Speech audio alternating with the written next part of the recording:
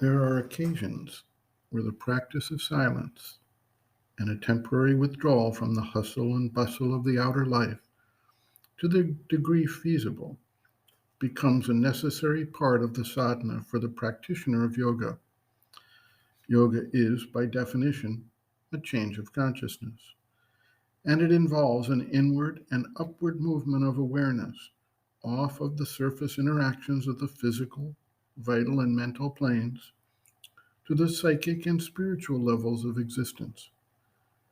As certain changes take place, the individual may feel an extraordinary need to quietly assimilate and experience the inward movement, and any effort at communication, outer vital activity, or mental action becomes both burdensome and counterproductive.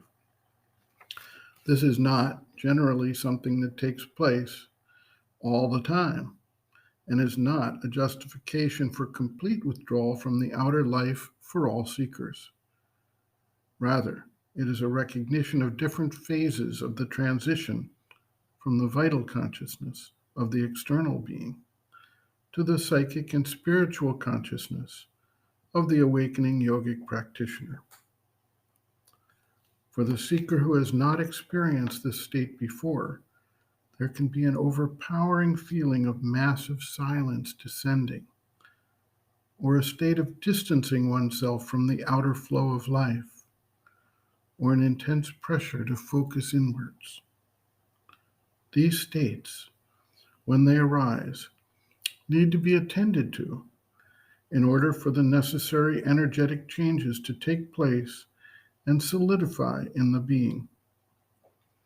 Sri Aurobindo observes, quote, "The condition which you feel is one which is very well known in sadhana.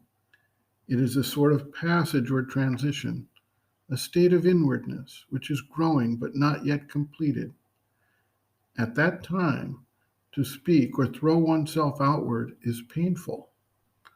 What is necessary is to be very quiet and remain within oneself all the time until the movement is completed.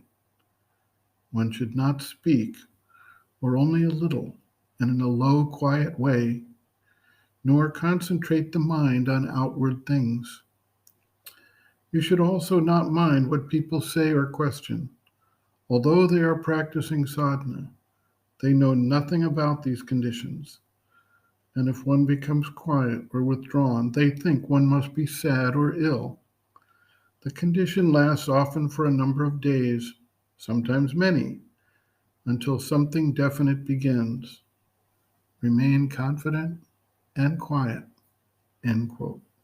Reference, Sri Aurobindo, Integral Yoga, Sri Aurobindo's Teaching and Method of Practice, Chapter 11, Human Relationships in Yoga, Talking with Others, pages 335 to 338.